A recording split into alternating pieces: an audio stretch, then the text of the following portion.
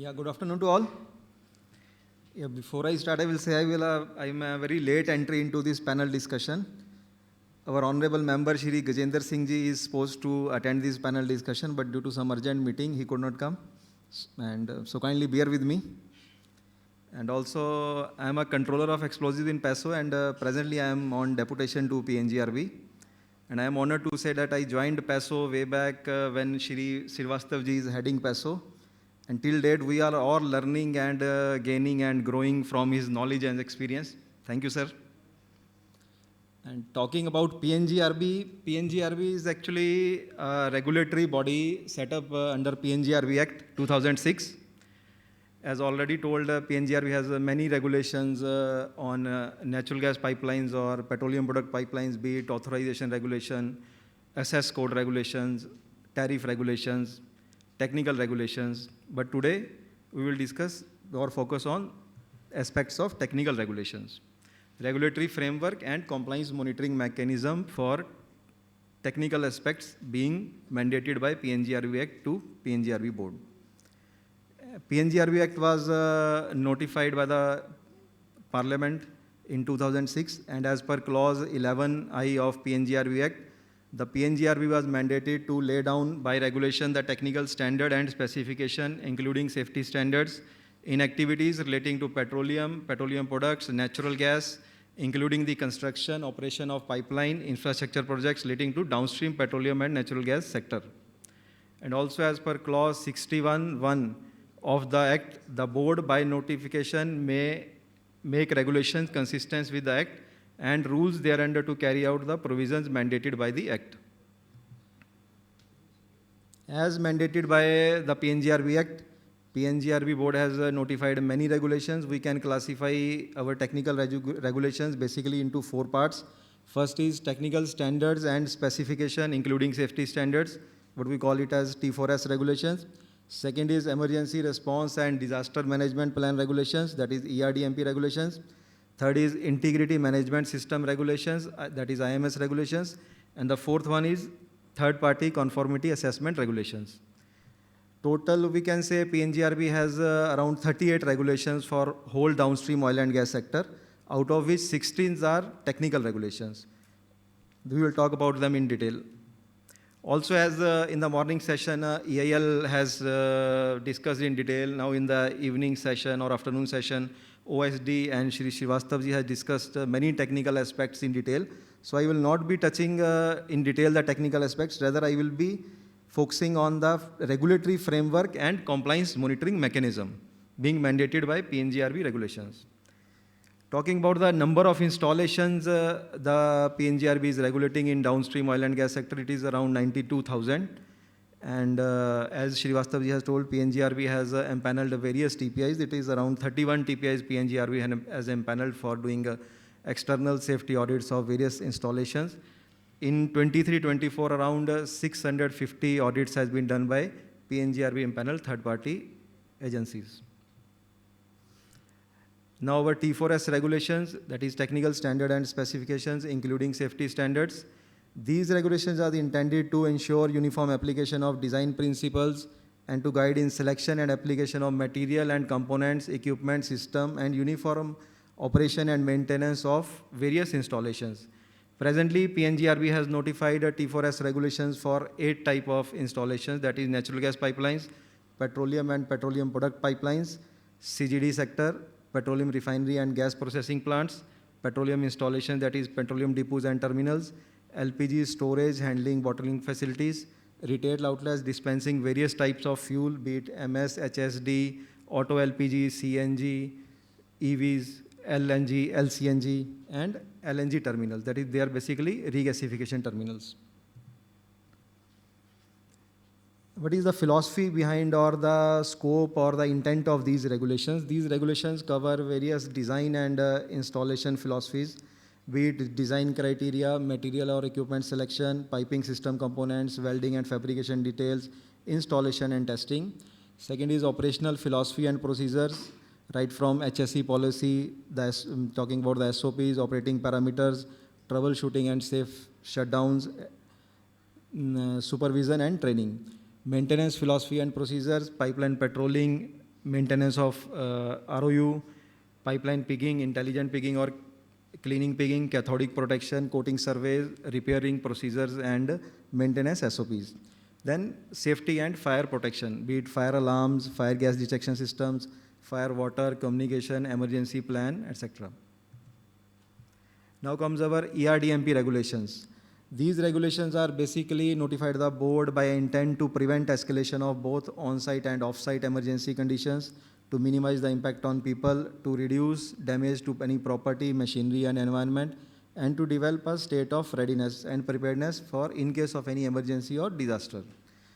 Like T4S regulations, these regulations are applicable to whole of the downstream oil and gas sector, be it natural gas pipeline, petroleum and petroleum product pipelines, CGD sector, petroleum refineries, petroleum installations, LPG bottling plants, retail outlets, LNG terminal, road transportation, etc. Now, scope of this ERDMP regulation covers identification of probable emergency scenarios, that is hazard identification or risk identification and risk assessment. Mitigations measures to reduce and or eliminate impact on people, asset and environment. Preparedness action for in case of any emergency or disaster. Responses that has to be mobilized and necessary emergency services that has to be deployed in case of any emergency. Also, these regulations include post-incident or disaster recovery measures. Apart from emergency handling or disaster handling, these regulations also mandate reporting of any incident, including incident investigations and the recommendation, compliance of the recommendation of any inquiry that has been done for any incident. Incident reporting, it covers like near miss or minor incidents. They have to be reported to the board by every entity on quarterly basis. Any major incident has to be reported to PNGRB within 4 hours of its occurrence, and a detailed preliminary investigation report in form of Schedule 6 had to be submitted to the board within 48 hours of any major incident occurrence.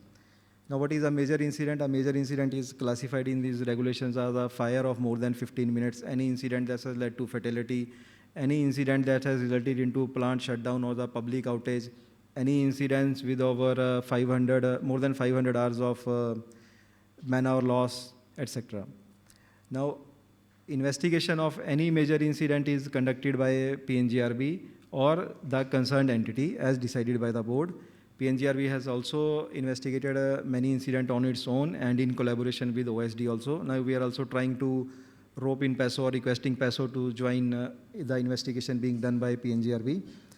And the reports are, the final investigation, preliminary investigation reports are submitted to the board by the inquiry committees, and board is also monitoring the compliance of these recommendation of the inquiry committee and taking appropriate actions if required.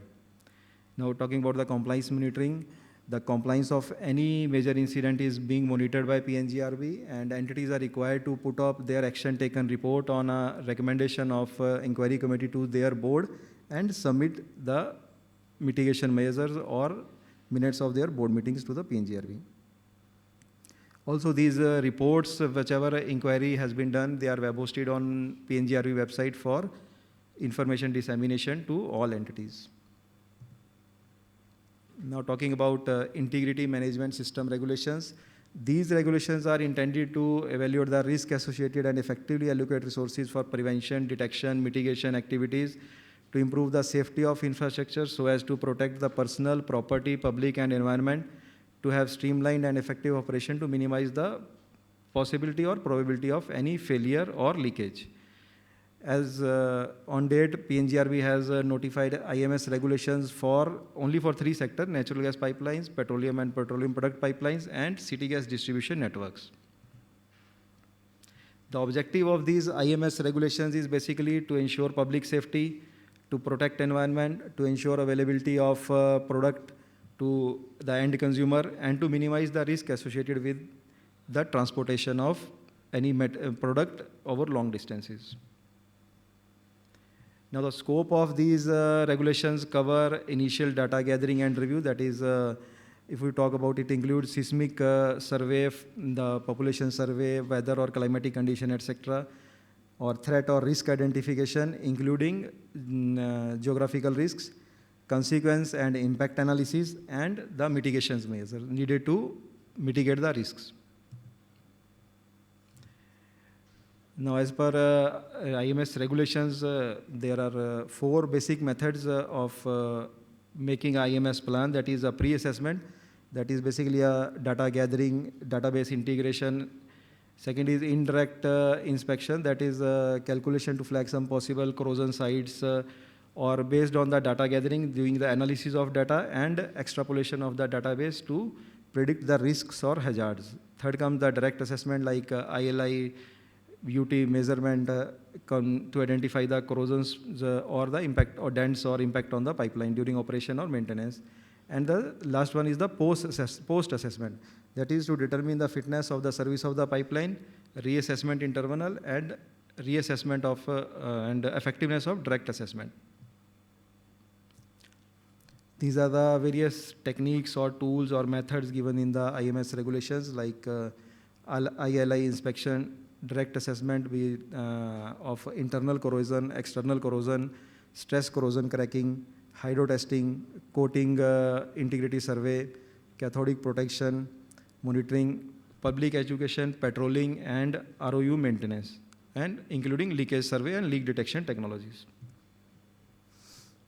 Now, for compliance monitoring mechanism, PNGRB has notified third-party conformity assessment regulations.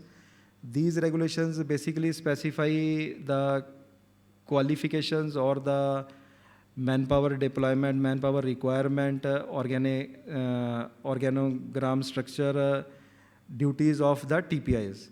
And these regulations also specify the frequency of various audits that are being mandated by PNGRB regulations. As of now, PNGRB has empaneled 31 TPIs under the scope of these regulations. Talking about the audit frequencies, these regulations mandate MDT, multidisciplinary team audits by the teams constituted by the PNGRB as per the direction of the board, and TPI audits, either it is of a frequency of 3 years or 5 years, that has to be carried out by the empaneled TPI of PNGRB, and internal audit by an internal independent committee set up by the entity, that is every year. Board is or PNGRB is monitoring compliance to these observations regularly and taking action accordingly. Thank you.